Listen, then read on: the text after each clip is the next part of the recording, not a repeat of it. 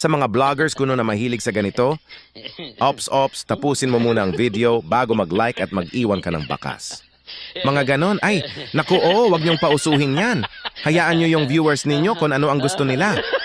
Kasi nakakabwesit kaya yung ganon. Meron pa nga iba nagsasabi, lahat daw ng dumadaan sa wall ay dapat susuportahan. Maling-mali kayo. Meron kasi iba kabastusan. Tapos susuportahan ko, not in your wildest dream. Dapat akong mamili, that is my right. Kaya pag meron ganyang sa wall ko, automatic browse agad. Walang kwenta yung mga ganon. Akala nyo vlog na rin yon? Focus ka lang sa real content mo, patungkol ba sa saan yan?